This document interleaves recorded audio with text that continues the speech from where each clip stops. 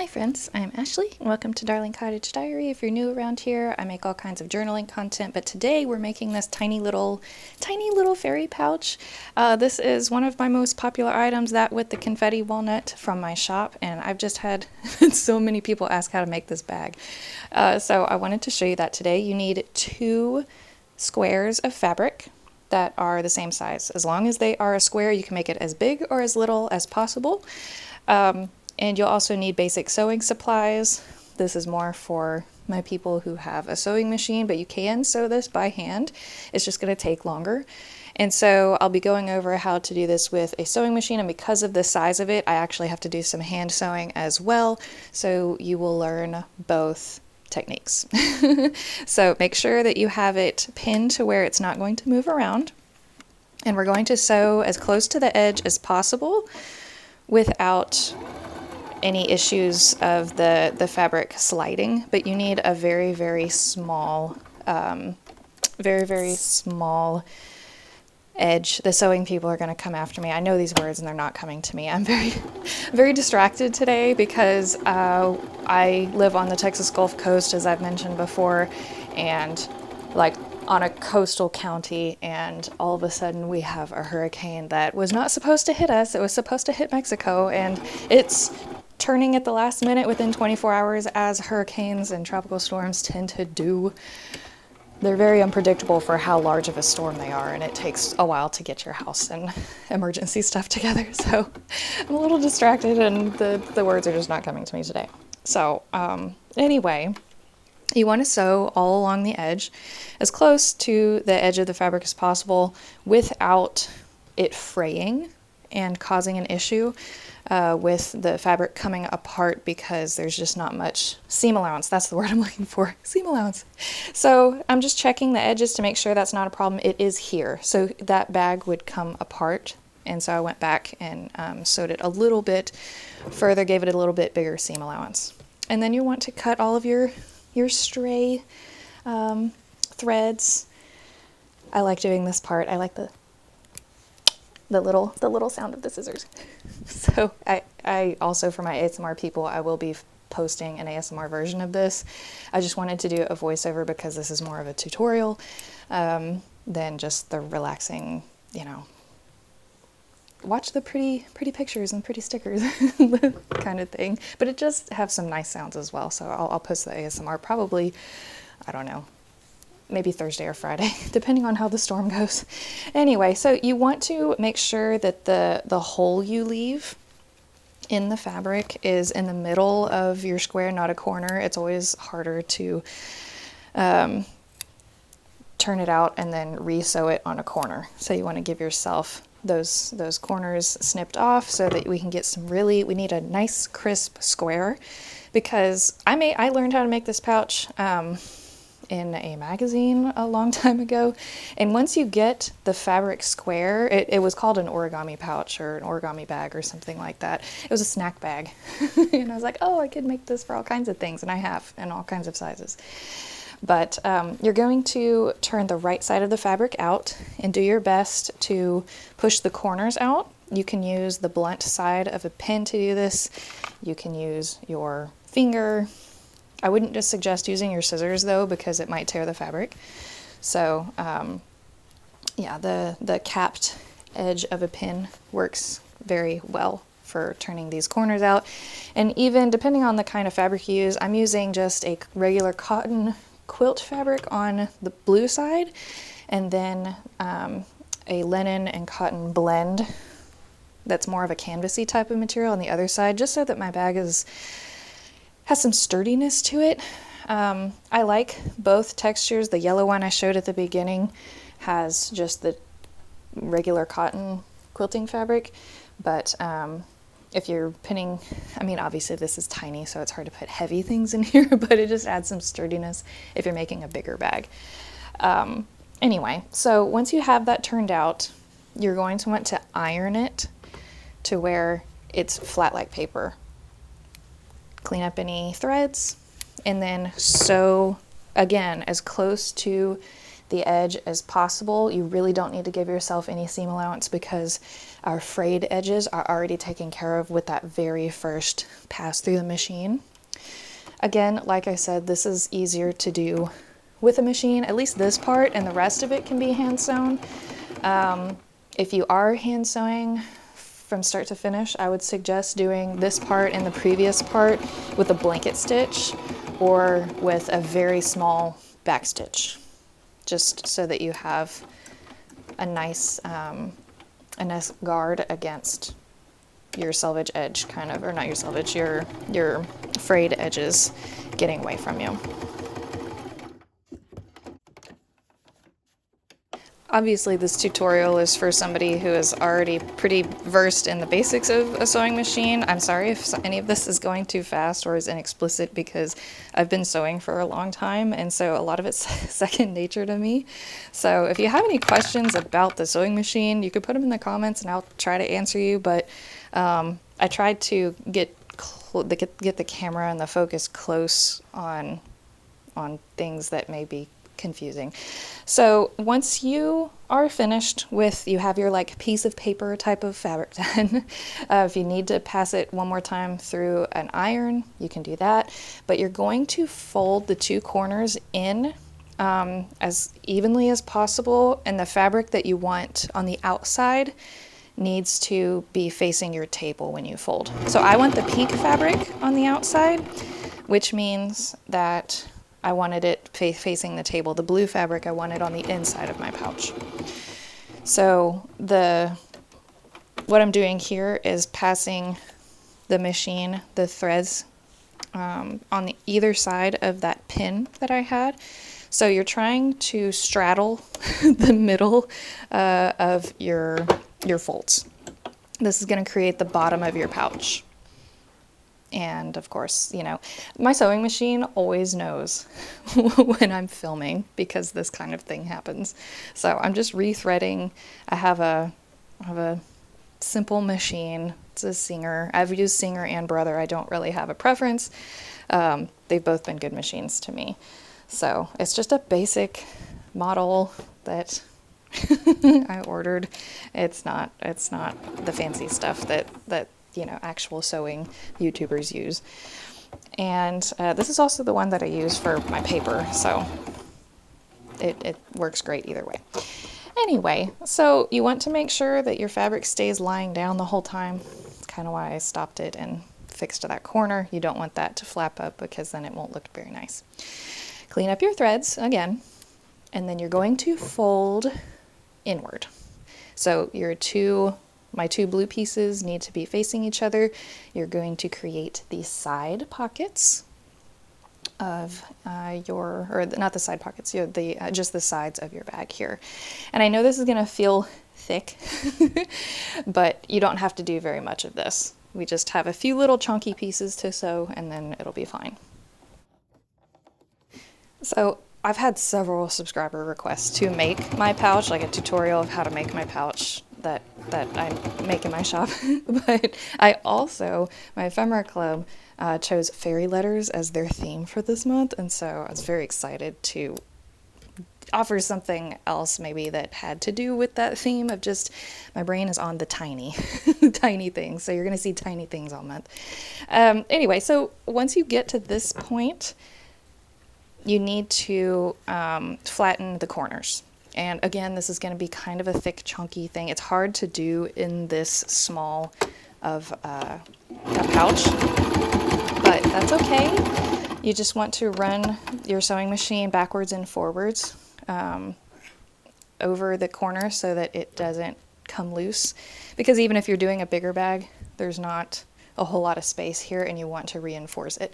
Now, if you are making a bigger bag, I don't do it with the small ones because there's not really any point, it stands up by itself, but you need to hand stitch these little corners upward, because on a bigger pouch, it's not going to stand up very well unless those corners are sewed up to the side. And if y'all want me to make a bigger pouch to show you that, I can. I just wanted to make a tiny pouch because this is the size I make for my shop, as well as it fit in my normal camera space. Making a bigger one would require me to move to a different desk. So once you're at this stage, we're almost finished. Again, if you're making a super tiny one, you have to do this by hand. If you're making a bigger one, you can do this in your machine. I don't mind doing it by hand. I love sewing by hand. It's very relaxing and meditative. But anyway, you get to see both sides. We're doing just a regular back stitch to create our drawstring portion of our pouch. So this is a little sewing kit I keep in my purse because you have no idea how many times in my life I've needed it. And this is a little antique thimble I found for like a couple bucks somewhere, and I looked it up and it's worth quite a bit. It's sterling silver and Italian and it's gorgeous. I'm so excited I found that. But anyway, so the sewing kit, I've needed it so many times. One of my first days at a new job, I guess it was right after the pandemic when I went back to actual work outside of the house, I split my pants and I did not have my sewing kit on me because I had changed my bags out the day before. And I had to staple my pants shut in the bathroom, and it was mortifying and uncomfortable because I couldn't sit down the rest of the day. Obviously, I didn't want to sit on a staple. So that was my lesson, to never ever not have one with me now. And also, if buttons pop off of your shirt or you accidentally rip a hole in something, or just it comes in handy. I've sewn my shoes back together before, like a sandal, the elastic on my sandal came apart, sewed my shoe back together in the middle of a work day. It just really comes in handy, and I just always have it with me. So anyway, just forming our little knot here. And I like to hide the knot between the two flaps so that I don't have one flapping around once I'm all finished. And to do a back stitch, you go up through the back, over, so that you have a visible stitch. And I'm doing a contrasting color because I like seeing the stitching. Obviously, if you want to match it to your fabric so it blends in, feel free to do that, but I like the contrasting embroidery thread. And then you want to, as the name suggests, stitch backward to where your stitch meets the previous understitch. And this creates a continuous line all the way around your pouch that it's just a more secure way to stitch things. And this way, whenever you pull your drawstring tight, your stitches won't go slack. So while I'm finishing up these little stitches, I did want to go ahead and thank Ephemera Club, Brooke, Miss Empty Pages, Francie, Anita, Kathy, Venus, Susan, Catherine, Anya, Kim, Nikki, Tanya, Tracy, Shayna, Krista, Donna, Cindy, Kathleen, Sasha, Patsy, Teresa, Effie, Kim, Emily, Carly, Carrie, Leprechaun Mom, Britt, Alicia, Kenna, Rachel, Denise, Ariel, Rasha, and Jennifer. So if you don't know what Ephemera Club is, it is a monthly support for my channel, as well as I make things, and I'll go into more of that later, but I did want to kind of jump back into talking about the tutorial.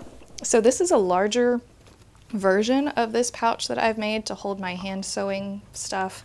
I like doing English paper piecing, and just kind of, I like doing cross stitch. This is my hand sewing kit that sits next to my freaking granny rocker in my living room, and I've made everything that you're seeing here. I was really big into sewing. I had a little sewing shop before I started getting into journaling, and it's fun. It just took more time than I have as my life is right now. So you're going to need, I think this is quarter inch ribbon.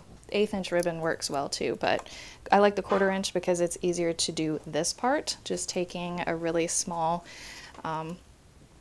safety pin and using it to thread through the little the loop so that you can have a drawstring once you're finished. And as you're just working the safety pin through there, I always save those tiny safety pins from when you buy like a nice dress or something and it has the safety pin holding the tag on specifically for this purpose. So once you have that pushed through, you're going to do the exact same thing on the other side. And it's going to feel a little weird because you're kind of working against the other ribbon that you just put in there. But once you don't have to do this fast, take your time.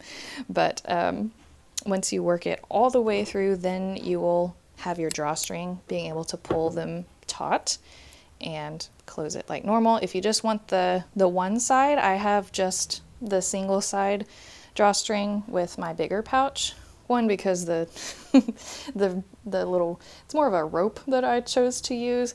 It's very thick, but also I just kind of like how it looks, dangling from a belt, or I didn't feel like I needed 2 drawstrings for that pouch. So once you have this completed, you've basically finished the pouch. You can always add a little button or something. You can embellish it however you want, which is easier to do on a bigger pouch.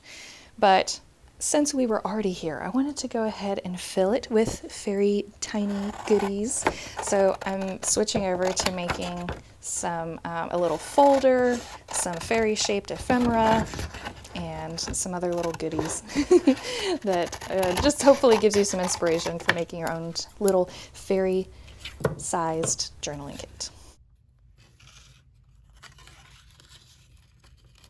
So if you've purchased one of my mini journaling kits I have on my website, you will recognize this folder.